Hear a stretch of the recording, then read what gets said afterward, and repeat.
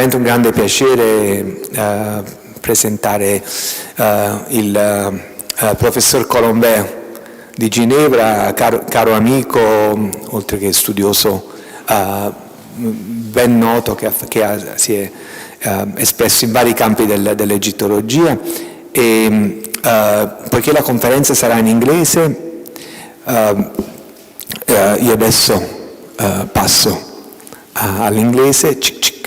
Ecco, and so it's a great pleasure to welcome here Professor Philippe Collombert.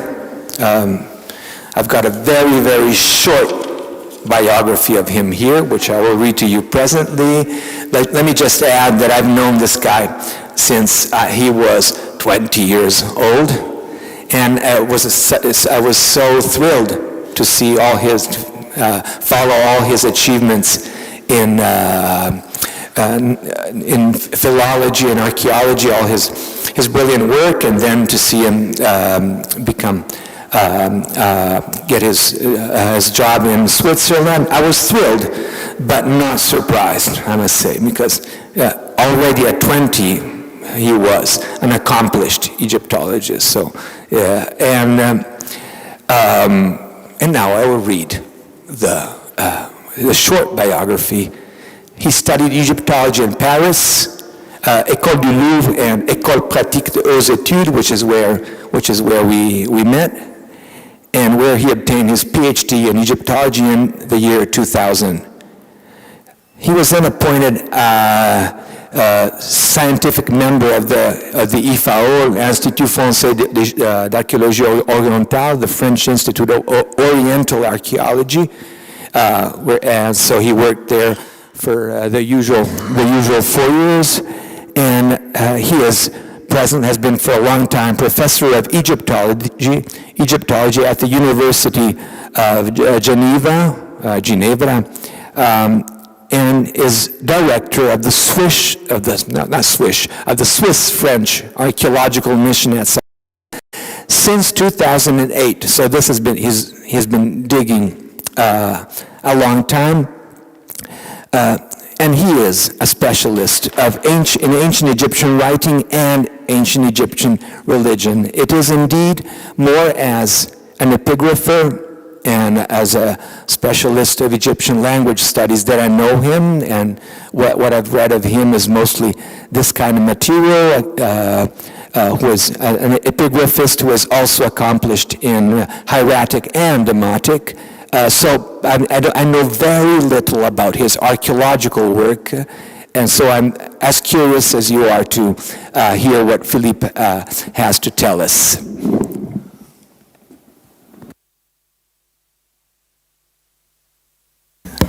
Yeah, can you hear me? Yeah. I will switch to Italian. Buonasera a tutti.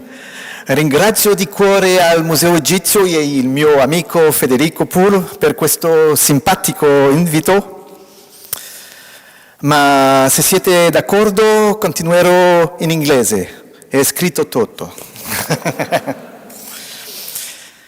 So, yes, we were speaking about Saqqara. So, you all know about the necropolis of Saqqara. This is where it is now, 30 kilometers south from Cairo, and it would be an insult to tell you more about where is Saqqara, as the Museo Egizio is working there. So, but you are working in North Saqqara, we are working in South Saqqara, mostly in the necropolis of Pepi I, who is a king of the 6th dynasty, the Old Kingdom. This mission was created more than 60 years ago. This was first the Mission archéologique française de Saqqara, created by the two guys on the right, Jean-Philippe Collombert, you may have heard of him, and Jean Leclan, who was a professor at Sorbonne. Their main goal was studying pyramid texts. What are the pyramid texts? There are texts which were, as their name indicates, engraved inside the pyramids of the kings of the 6th dynasty. These are funerary texts for the king to be able to survive after his death. These are not the first text of humanity, of course, but these represent the first corpus of text of humanity as a corpus. So it's really, really important for us in order to understand the religious world of ancient Egyptian. These texts, as soon as they were discovered by the end of the 19th century, were published. But, as you can see here on the left, a lot of fragments were crashed down, a lot of fragments were lying on the ground. This mission was created to collect all these fragments and to put them again on the walls of these pyramids of the Old Kingdom. So you can see here the room. This is before we came, and this is after. So I was not born when they began the mission, so it is a very ancient mission. So you can see all those people on the slides are now retired, but they still work with us. So they put fragments in their initial position, and second part, they copied it. They made facsimile of these signs, because hieroglyphs were almost at the beginning of hieroglyphs. I mean, so the way the hieroglyphs are written is really important for us to understand exactly what it means. I will tell you, we don't understand pyramid texts. We can translate them, but most of them we don't really understand what is inside. So a lot of those texts were published, and then in 2008 the French mission became a Swiss-French mission when I was appointed as a director with the University of Geneva, and of course without the Fondation Grandeur pour l'Art, who's giving us the money, we would be nothing. In fact, we couldn't work. So a lot of publication. All of this was in the 60s, 70s. And then they changed a little bit their mind in the 80s. They decided, okay, first they had worked here inside, okay, for the pyramid text. Then in the 70s, they also excavated the funerary temple of Pepi I. And in the 80s, they excavated all around the pyramid of Pepi I. What will you find all around? The family of the king. That means all these are queens, mostly wives of Pepi I. We won't speak at all about all this. I could make a conference for 3 hours, but I guess you will be hungry after and angry, so I won't. What I will speak to you about this evening began, in fact, in 2012. In 2012, we found 4 big fragments, which is really unusual. Usually, we find very small fragments. Why? All this site in South Saqqara, but also in North Saqqara, has been used for years and centuries as a quarry. They reused all this very nice limestone coming from Tura, the quarry just in front, on the other side of the Nile. So most of the time, they should have taken all these big blocks into small slices, small pieces. Why did they left them? I don't know. It was probably in Middle Ages or Muslim time. We don't know exactly when. I guess they took them out from the place where they were. They said, okay, let's have a coffee and we will finish it later. And they never came back. Alhamdulillah, like we say when we are here. So we had these 4 blocks for us. Where did we find them? Not here around the pyramid of the king, not here around the pyramid of the queens, but here, on the extreme left, that means on the west. What were these 4 blocks about? They were going together, they could match together 2 by 2. 2 blocks making one big block, or one big fragment, and another 2. These 2 first ones were quite interesting. They had some titles. Titles of a man, a vizier, named Nefer Wen Merira. Completely unknown till now. Great, we have a new vizier who was found on these blocks with a lot of titles. The problem is, we should not expect viziers. As I told you, we were excavating a royal cemetery. That means the king and his family, the queens. Okay? This was the first time for us to find someone from the elite, but not pertaining to the royal family. This is really easy to understand. Why? If you have a look at all these funerary complexes, it looks like quite untidy. But what is really easy to see is the end of this wall from this funerary complex. And then if you go further north, you go up, it's going on in the straight line with this funerary complex, okay? And then you go on, same here. And then you go with the last one here. You have also just like one straight line, okay? What does it mean? It's very simple. In fact, you see it's going like, I wrote it in French, I'm sorry, circles, which are more square than circles, but I mean, the first circle, the red one, is the king. And then if you get outside from this circle, the second circle, a little bit out, is the family, the queen. What do we expect here? The third circle, that means the big men, the government of Egypt, but not pertaining to the royal family. You see what I mean? So if you see on this picture, we found them here. So it's really outside, and you can see that we still have a lot of place where we can have all those burials of the elite of this time. That means mastaba. They were not, of course, buried into pyramids like the queens or the kings, but inside those, big mastaba of the old kingdom. So we could expect somewhere around the red point that there was a mastaba, a lot of mastaba, and maybe one mastaba of this new vizier, Neferun Merira. Maybe not exactly at the point where we found the blocks, because the quarrymen took them out.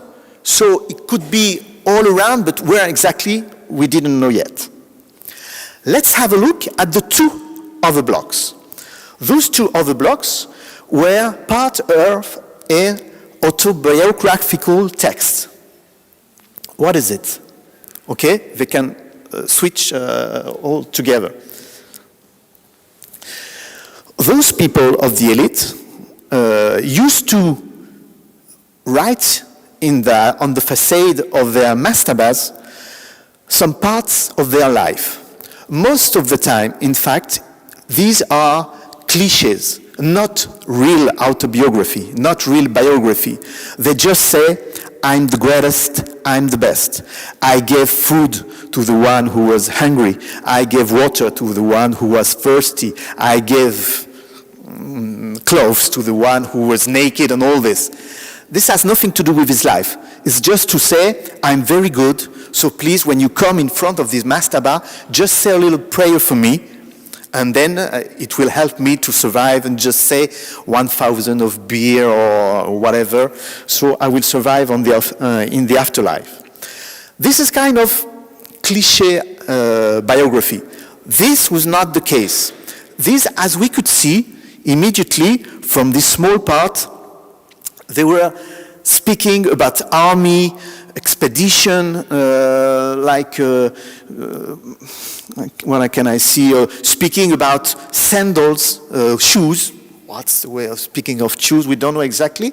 But when I had a closer look at these fragments, I could see, in fact, that they were exactly the same as a very well-known autobiography, the one of a man named Wuni. Wuni, he lived during the time of Teti, Pepi I, and Merenra, and the three kings. And we know his life because of this big fragment, which is now, you can see it in the Grand Egyptian Museum.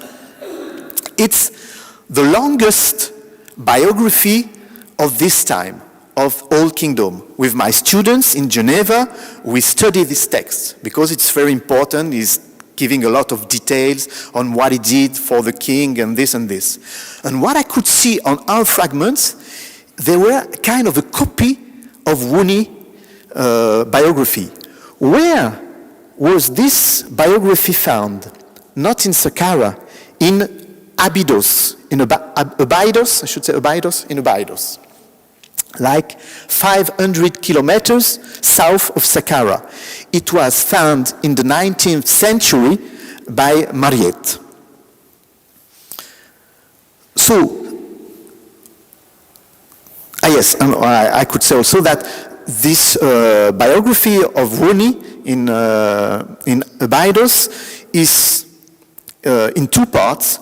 And there is a kind of a big line separating the two parts. The first part is what happened to him during the reign of Pepi I, and the second part on the left during the reign of his son Merenra. So you can see that our blocks were not having anything from the part of Merenra. I put it in red, you know. What is in red is what we have on the blocks that we found in Saqqara. What did he do, this vizier, Nefer Wun Merida? So he copied the biography of Wuni. It cannot be that he lived exactly the same events as Wuni. Okay? So there must be someone who copied on the other. And then we found the solution. In Abydos, there were new excavations done by American team from Pennsylvania, and they re-excavated the place where Wuni was buried, and they found some new fragments. In these new fragments was this false door. It's a false door with the name of Wuni. Okay, so they were really on the spot, on the good spot. But what is interesting is that this Wuni, we call him Wuni the Elder. Okay, there is a little hieroglyph saying that he's the elder one. Okay, we will see later that we have the explanation now. Wuni the Elder, he had kind of a nickname. Okay, another name, who was Nefer Nacht Merida. Okay, nice to know. But for us, for me, it made no... I was almost sure that our vizier was Nefer Wun Merida.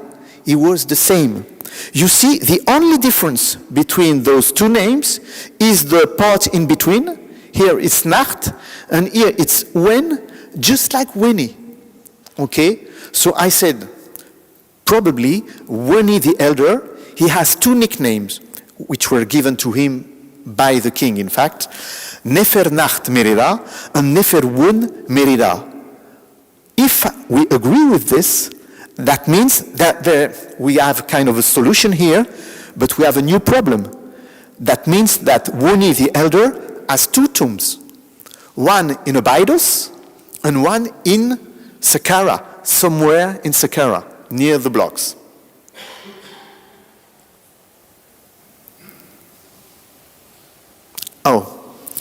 Let's have a look at a part of what he says in his biography.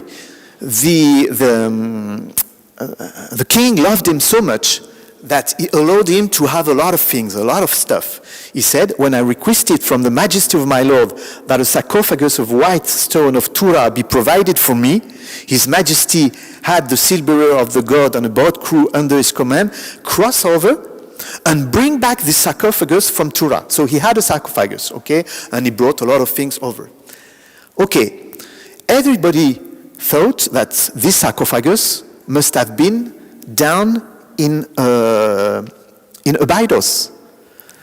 Have a closer look. Naguib Kanawati, Australian Egyptologist, made a very clever remark. The use of the verb that is using for what is the trajectory of the boat is cross. Cross is not coming from the quarry of Tura and making 500 kilometers to bring the sarcophagus into Abydos. So he said, even before we found these fragments, there must have been a first tomb for Wuni in Saqqara.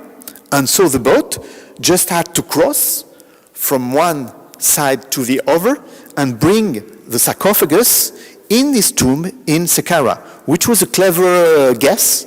And, well, we may now say that he was almost really right. So this is what we found at this time in 2012.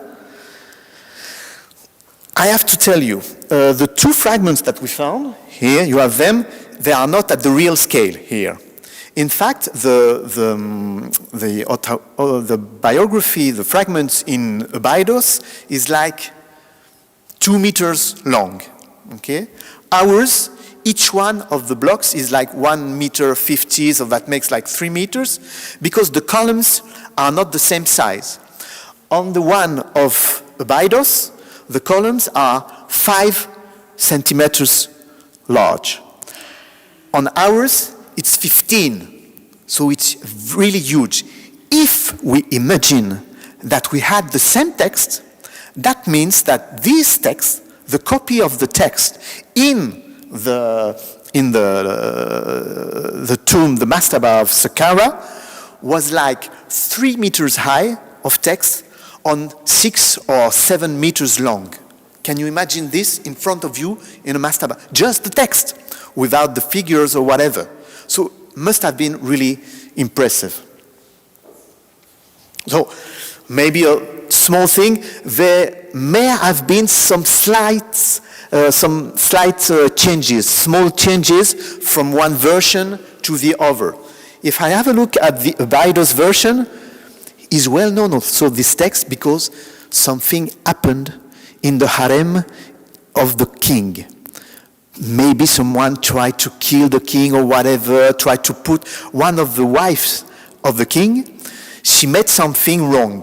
And what he says in his biography, when he says, when there was a legal case in the royal harem against the royal wife, the great of affection, in secret, His Majesty had me proceed to rear it on my own. That means he was the only one to have access to be part of the judgment of this wife. That doesn't say anything else. Why? Because it's not so nice to have this kind of things happening in the royal palace.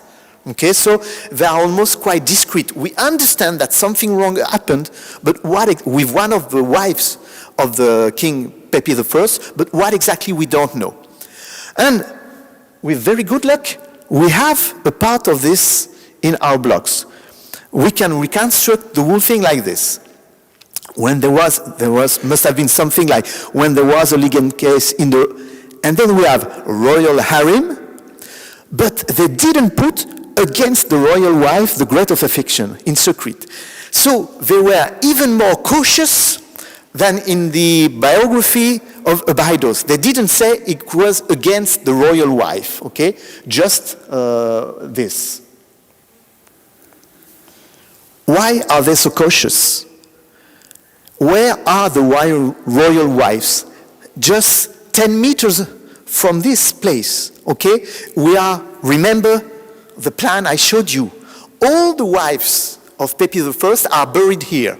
So it's really better not to be too much, not just to have a small allusion to this. I guess it's why they didn't even mention it was concerning a royal wife. So we had those blocks in 2012. In 2022, we said, okay, why not change the things we are doing? We have enough queens. Okay, we could go on like this for years and tens of years. We could go on the north for tens of years. We have a lot of places where we could. But we said, okay, let's have a look by here, and let's change, and let's go into the third circle. After the king, after the queens, then we go to the big men, okay, the government of Egypt at this time. So we began in 2022, and quite soon we arrived on 2 fragments of stone, like this. Usually in archaeology, I should say, do we have bad luck? No, you don't find what you expect. That's I should turn it like this. You don't find what you expect. Those 2 first blocks arrived, and they were just what we expected. They were speaking about the venerated with Osiris, Wuni the Elder. So we were coming closer to this tomb of Wuni. And in fact, we found it. So we just had to dig down, and we found this is the mastaba of Wuni. This is another tomb, but I won't speak about it this evening. This is kind of an intruder. This is a street, and this man came and was buried inside this mastaba later. But this is the tomb of Wuni. As I told you, we usually don't have anything left. The facade of the mastaba, I can use it, of course. It's here. So we just have the basement, of the mastaba. All of this part of the facade was completely destroyed by the quarrymen. So, were we sure that we were in the tomb in the mastaba of Wuni? Not sure. Okay, we did find some fragments, but they were not they were all around on the spot. So, like 80%, it is the tomb of Wuni, but we are not sure as 100%. We found some nice part of it. So you have the entrance here. We had a fragment from the entrance, so it was nice. Then a small room, another room here. You should have a door in between, and this nice stairs going up, probably to the roof. But of course, the roof is completely destroyed. What did we find? These were fragments found in 2012. Well, we found some small fragments which were joining with the other ones. So we had some more fragments from the autobiography of Wuni. So this was quite fine. We also found new fragments of the biography. This one, which, well, I won't stay too long on this, but you know, these 2 columns of text are not on. They are looking one to the other, so they are not on the same on the same direction, and it's because it's part of the beginning. You have the same kind of presentation in the Abydos biography. So it really looks like it was copied from one to the other. We have new titles also.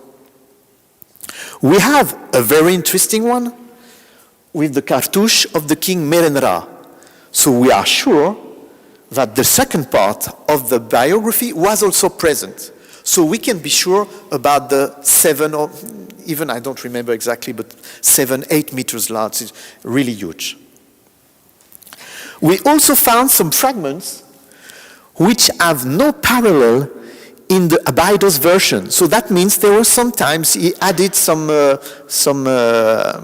sentences, like this one. And we also found, of course, some fragments from inside the mastaba, from the decoration of inside the mastaba. But they were just fragments lying all around. One interesting one was this one, because you can see this is probably Wuni. He has a stick in his hand, and in front of him is his son. His son is a lector priest and superior. A lot of people of his family have this title. And his name is Yu-U. Okay? Is it a proof that he's the son of Wuni? Almost. Because we know that the father of Wuni was called Yu-U. And you know this in ancient Egypt. Sorry. Usually, the father gives to his son, his firstborn son, the name of his father. So you would have a Yu-U who has a Wuni, who has as a son a Yuhu, who has as a son a Wuni, who has as a son a Yu-U, and so and so. So that's part of the proof. Another very interesting block was this one. It's also coming from the facade, because the way it is engraved means it's not from inside the mastaba, but it's from outside. Well, exactly, it represents, as we can read from the hieroglyph, his father. So that means that on the facade of the mastaba, you had Wuni as a vizier, and his father, Yu-U. Yu-U, his tomb was also found in Abydos, just near the tomb of his son. So probably the two of them were buried in Abydos. But here, he is represented on the facade of the mastaba. What does it mean? Okay, we said it was pertaining to Wuni, and now we have the father also. How can we take something out of it that would make sense? Something very interesting also. In front of him, someone is sensing him, is burning incense in front of him. We would expect maybe his son, Wuni, to be burning incense for him. Well, it's Wuni, but it's not our Wuni. It is his son, but it's not his elder son. It's his beloved son, the sole friend lector priest, Wuni the middle. What does it mean, Wuni the middle? That means that Yu-U, the father, he had two sons, one named Wuni the elder, and now we understand why he was called the elder, because there were many Wunis in the family. And then he had Wuni the middle, so we have all those two people. But if there is Wuni the middle, we expect Wuni the young. So, for the time being, we think we could arrange things in a different way, but I won't go on. It could be on different generation also.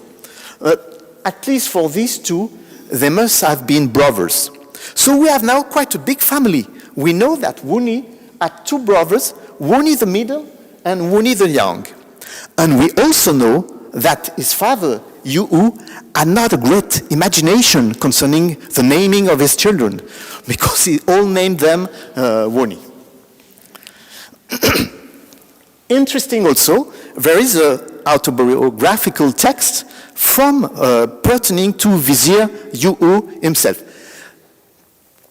I won't go on this, but he's saying that he lived during the king Pepi I, King Mirenra also. So he had a long life also, and that's quite interesting with all these new texts. We are always really happy, because we were happy to find the copy of the biography of Wuni, but this is completely new. But this is completely broken also, so we have to do it with what we find. So this is the mastaba of Wuni and Yu-U. How can we explain this?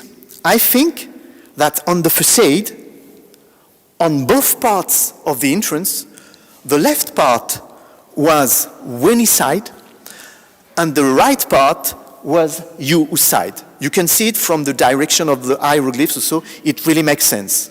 I have one more clue about this. We will have a look at this small block here. you see, it's a block which was still found in situ. This is it, with a lot of scratch everywhere. But those priests who were working in the necropolis at that time, they were working for some time, but they had a lot of leisure time. I mean, they didn't have to do too much. So sometimes they were making some graffiti on the walls. And here, one made a graffiti just at the place where I would expect here, on the top, the big relief that I showed you with the Father Yu. And what did he write here? He wrote Yu. So I think that he wrote Yu because just in front of him, he looked above and he could see the name of Yu. So that's how we reconstruct this structure for the time being. We found also a lot of very nice things, like this small object. It's like, you see, like 10 centimeters large, with Wuni smelling something. He's the lector priest and superior Wuni. Before we found the tomb, we would say it's Wuni the elder, but it doesn't say. So can be Wuni the elder, Wuni the middle, Wuni the young, or a son, Wuni. So that's the problem now. If they are not very precise on what they say, we cannot say this is Wuni the elder 100%. So that was 2022. Very nice campaign. We were really happy because we found what we were expecting. So it's not as usual. It's not so usual. So we have to say it. Campaign 2024 was, well, even a bit better, if it's possible. So we went on, because, you know, we did not finish it. So we went on excavating this part of the mastaba, going west of the mastaba. Because we found the first rooms, but we need the main room where we should expect the false door, where the cult was, with a kind of a offering table, and then, you know, the false door, where you will deposit the offering and where the dead one will come out from this false door. And so on the false door, we will have all the titles and the names. And with the name, we know if it is this mastaba is pertaining to Wuni or is Father Yu. Okay, we have the clue with this. Will we have the clue? We will see. We will see. Yes. In the same time, we were speaking about this with some people, TV people, and they said, would it be possible to make a documentary on this excavation and this story of Wuni? We said yes, and they came in 2024, and you will be able to see this on Arte channel, you know, the German-French TV, because they were there at this moment. We found a small tomb. I have no time to speak about it, but if you have some question later, there were some, even in Italian newspapers, they spoke a little bit about it. It's the tomb of a chief physician of the palace named Tetine Befu. You know, the one who was in the street, who was buried in the street. That's the one, okay? So I just show you because it's nice. You know, I had an interview with, and the TV was here. They were so happy, just here, when we discovered this nice little tomb, you see. It's just like, it's full of rubbish, of course, but it's just like all of this was painted like yesterday. Look at these colors. It's really nice. It's very small, but you have it here completely. With our architect inside, you can see it's really, really small. But the walls are really well preserved. So that means the quarrymen never went here. If they had seen this, they would have destroyed everything and taken the stone outside, of course. But they did not see it. You see, very nice. Even his name, you see, written on the... This is 5 millimeters high. It's really... Oh, let's go back to Rooney. Enough with nice things. Let's go back to fragments. You know, when there was a journalist who asked me, so why is this new decorated tomb, not Rooney, we're speaking of this one, why is it important? And I said, it's not important. Why is it scientifically important? It's really not scientifically important, it's just nice. He said, but usually archaeologists don't tell me this. They said, it is so important because, but I could not lie. I mean, we have like 10 of these ones. So maybe it's the most beautiful of this kind of tombs, but we will not learn a lot from this very nice discovery. But we were happy, of course. So we found some more fragments, and we found some new part of the mastaba, some new rooms. But can you see the room? You see here it's white, here it's black. Why? Because this was open air, and this is where the wall was with the limestone. So we should have the wall here, but as usual, everything was destroyed by the quarrymen.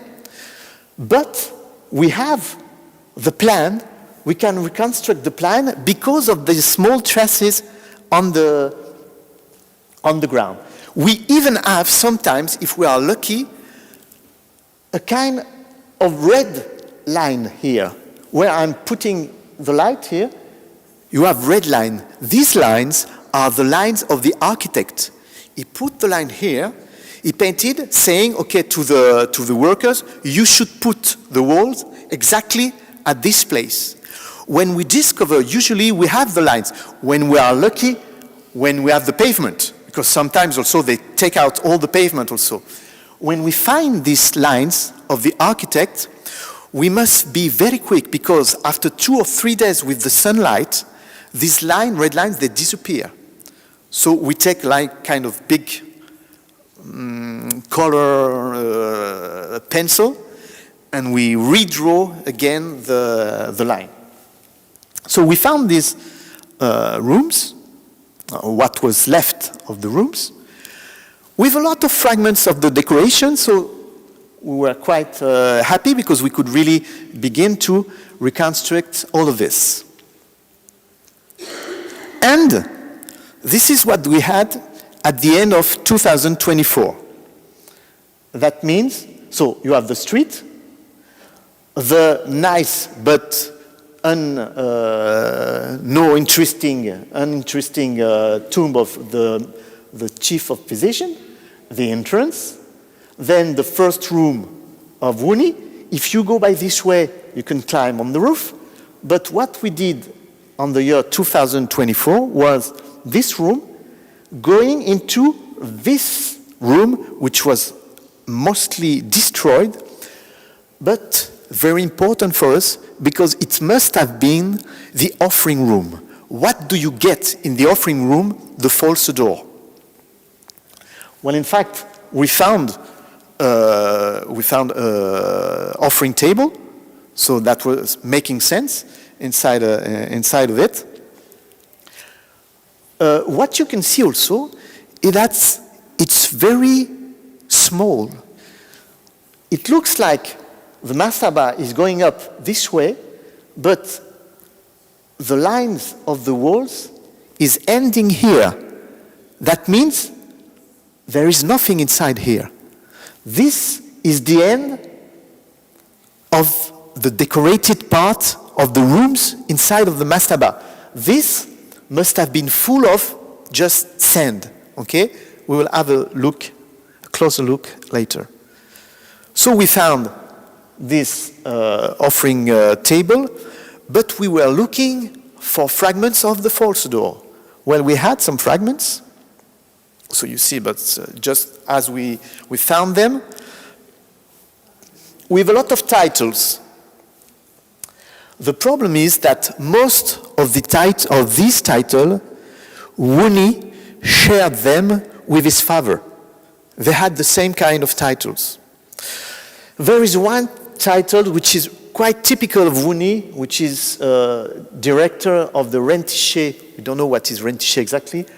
director of the rentier of the palace, and he's the one to have this one only. Till now, we didn't find this title for his father. So we say like it's kind of exclusive thing for Wuni. And we have this title here, so we may expect that this is the false door of Wuni. We have some fragments from the real lower part of the false door, and we expect the name just atop of this, but we don't have this part. So we are missing the name. I put here the false door of Mereruka, okay, one who's buried during the time of Teti in the Saqqara necropolis. So we have this, you know, the guys here. Oops. Okay.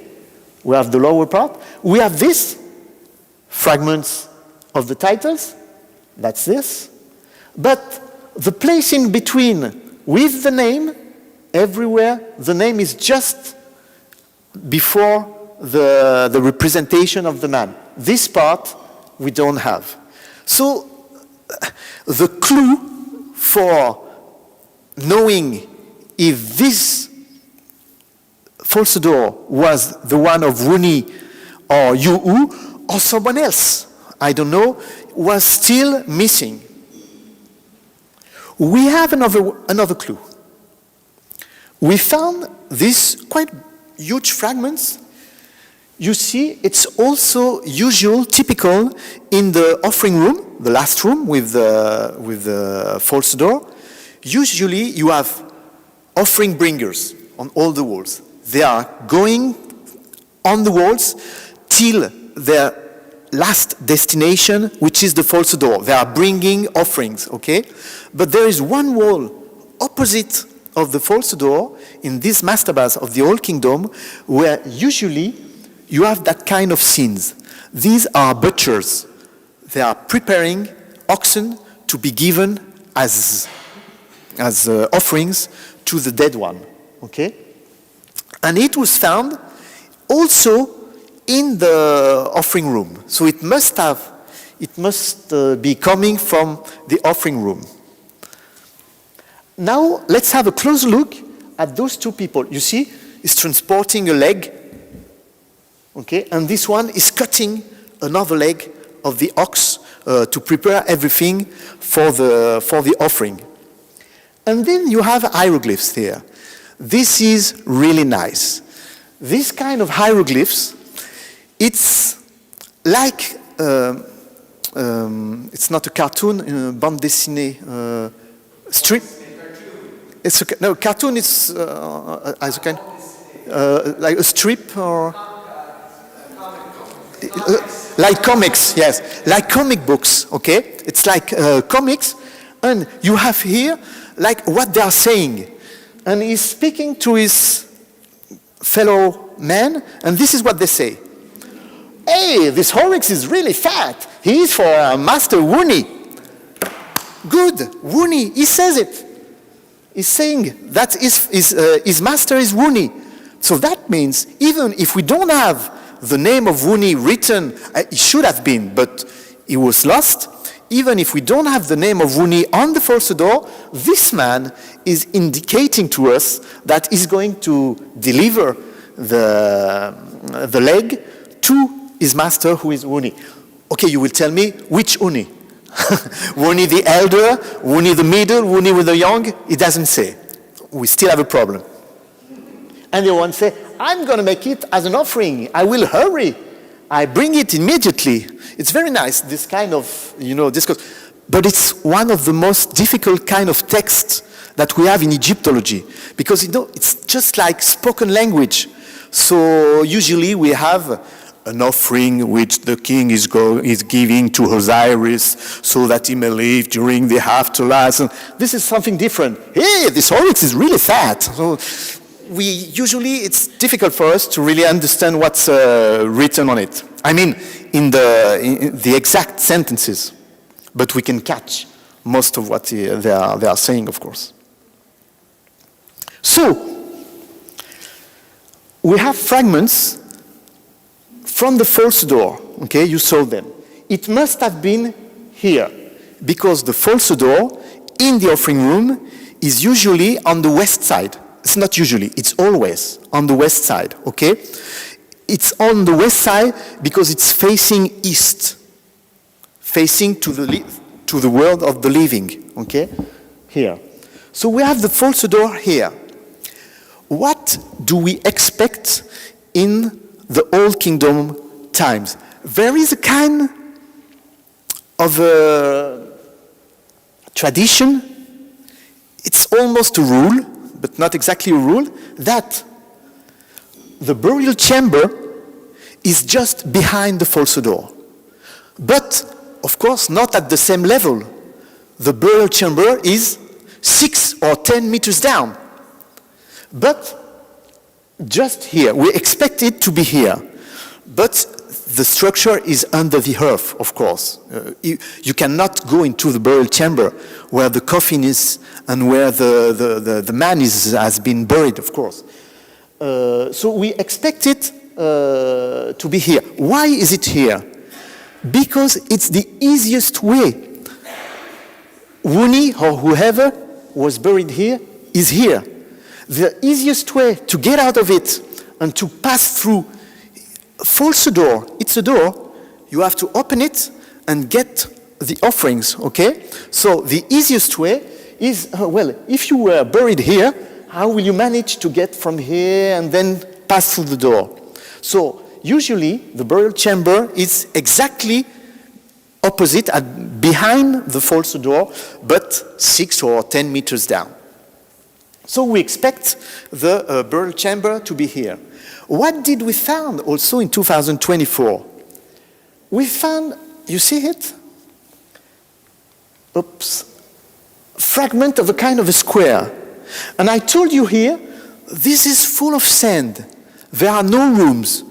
What is this kind of square meant for? Well, we thought in 2024 that it was the shaft. So you would have a shaft, you would descend, go down by this shaft, and after a long journey, we should arrive. There should be like a kind of a corridor leading to the burial chamber. At the end of 2024, we were so happy. We had a lot of things here, and we said, 2025, we dig into the shaft, we find the burial chamber of Wuni. We're in 2026, so I'm going to show you what we did in November this year, okay? What are we going to find? We're going to find the sarcophagus he's speaking of in his biography. You know, the king told me I could have a sarcophagus in limestone, so this sarcophagus must be here. Was he broken by the quarrymen? Well, we didn't know yet at this time what will be the state in which we will find this burial chamber. We didn't know yet. So this was 2024, with, you see, what we thought was a shaft, not yet excavated. And now I show you what we did we excavated during just like 1 month. This is it. Here you have the shaft, still full of sand. You cannot always be happy. 2022 was nice. 2024 was nice. But like Mick Jagger said, you can't always get what you want. And this time we didn't get what we wanted. Because, I will tell you, this shaft was completely destroyed by the quarrymen. Okay, so probably they went inside. That means that if we want to go down, we have to take out all the sand all around. And it took us 1 month to take a lot of sand all around, but not enough to be able to get into the shaft. So what was expected to be the nice result of 2025, inshallah, will be the nice result of 2026. We will see in November this year. So we will have to finish a little bit all around, and then to see if we can go inside the shaft. At least we found some, we could begin, go on the reconstruction of the walls of the, for example, here it's part of the offering room. You can see we have a lot of fragments, so it's quite nice. We can go on with this. But as for the sarcophagus of Wuni, well, I will come back next year and tell you about it. But for the time being, I thank everybody because we have a really nice team working with us. If you want to have some more details about it, we are up to date now. Facebook is not quite up to date. No, I'm really old-fashioned. I say Facebook is up to date, but we have also everything. And there is an internet site where you can have some more information concerning the excavation. Not only Wuni, of course, but all the kings and the queens and all the rest of the stuff. Thank you very much.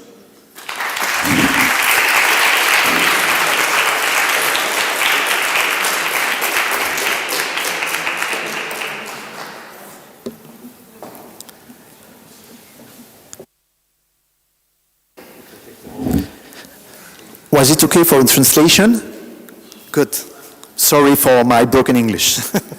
That was great, and thank you so much for this wonderful presentation of, my God, exciting discoveries. It really was so, and okay, one could say that you were lucky, but I think luck falls in the right hands, or that it's well-deserved luck, or Pliny the Younger said, audentis fortuna juvat. So, kudos. I mean, and are there any questions for Professor Collombert, who has been very thorough? There is something I didn't say. Who are we expecting to be buried here? Because he has two tombs, Wuni. I think he was buried in, that's the hypothesis for today. I think he was buried in Baidos. And I think this tomb was never used. Or at least never used by him. Maybe one of his brothers.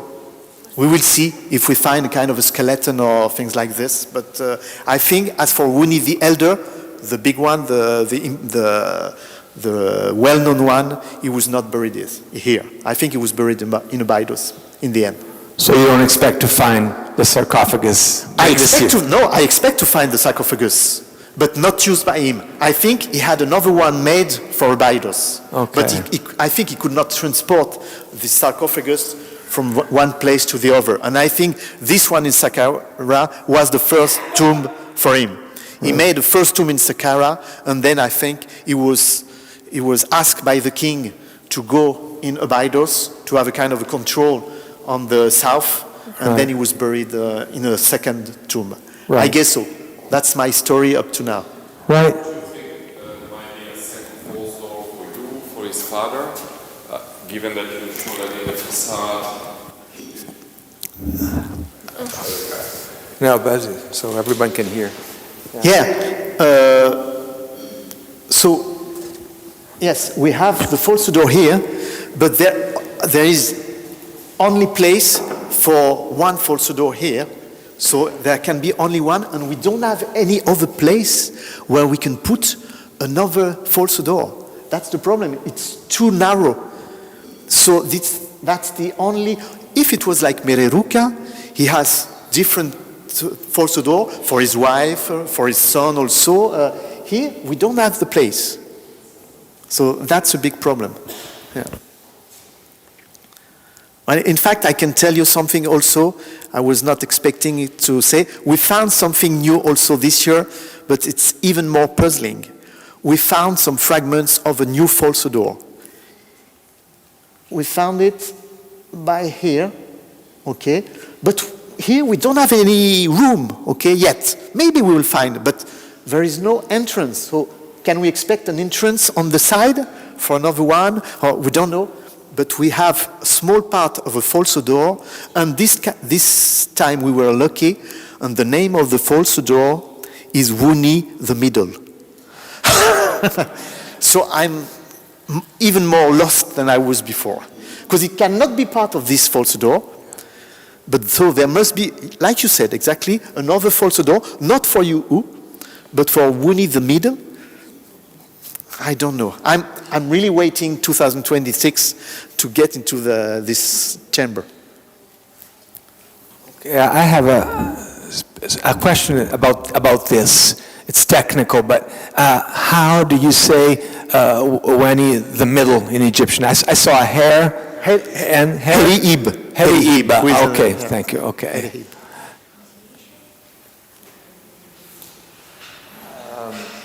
So, are there any question? I know it was an exhaustive presentation with a proper ending and everything, but I think maybe you're wondering about something.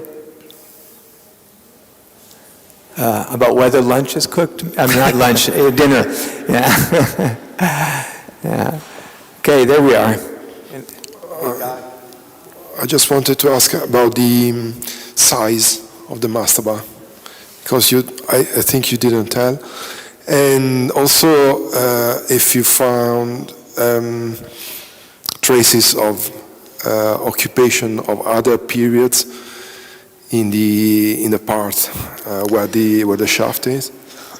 In South Saqqara here, most of the time we don't have, like you have in North Saqqara, a lot of levels with later occupation and all this. Alhamdulillah, we don't have this. So we can go almost directly onto the Old Kingdom level. So here we really just found wind sound. Okay, there is nothing here. So we have some potteries here, some deposit of potteries, but which are all from the Old Kingdom, even though we don't understand why. As for the dimension of the mastaba, you could see at least this year, the last day of the work, we could reach the west end of the mastaba. So we know now the exact dimension of the mastaba. We still don't have this angle, but we will find it this year. But we have the whole measurement. But can you see? These are the rooms, decorated rooms here, and the whole rest of it has nothing. It was just empty and filled with sand, which is, I must say, quite usual also.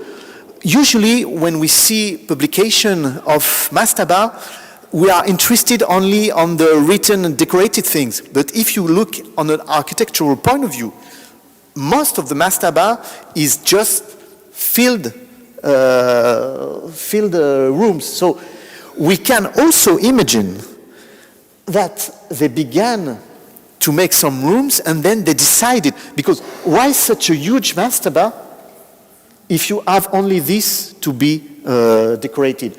Okay, you go till this shaft. I didn't tell you, but you see a second shaft coming here. Okay, so we may have two shafts here. We have also two small shafts, which may be later. This one may be people who were buried here and made new shafts here. So that's the only thing we have. And concerning the dimension, you have them here. Do I answer to your question with this?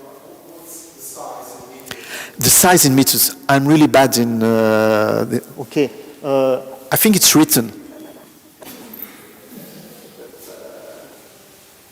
No, let's say. I'm going to say something completely wrong. Let's say you have like 15 meters here. So 15. This might be 25, something like this. Not sure. No. Don't trust me. I really don't remember that kind of films, I'm sorry. But it's almost this. Almost like 15 on 25, 30.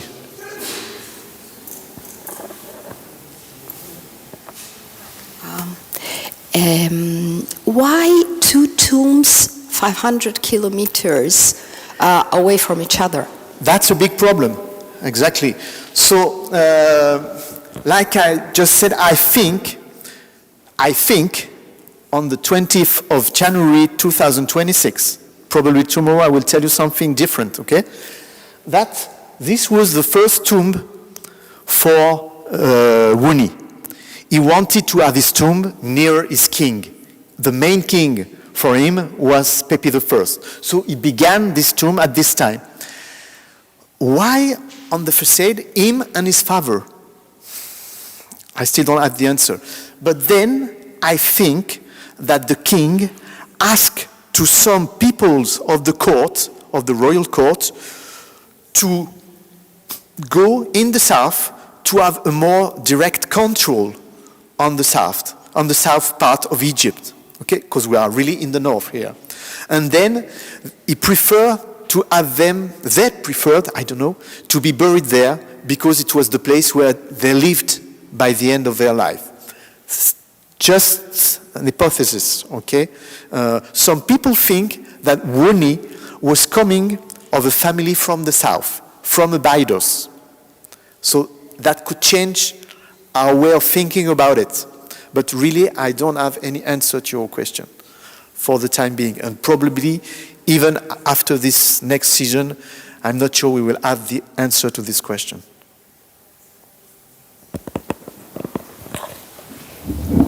Just a quick question. Do you find the titles of his fathers, of his father you? Yes. Usually, Wuni says, I was a small guy, and then I was raised by the king because I was so nice to him, and he preferred me to everything, and he became a vizier in the end. But Yu'u, we have also his titles, he was a vizier. So I think it was easier for the career of Wuni to grow up. He was the son of a vizier already.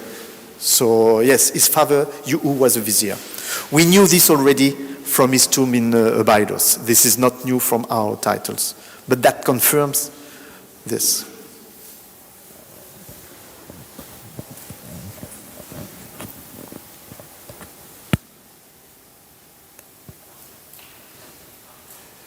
Okay, so thank you for your questions and for being here. So all that's left for us to do is to give a hand to Professor Collombert for this wonderful presentation.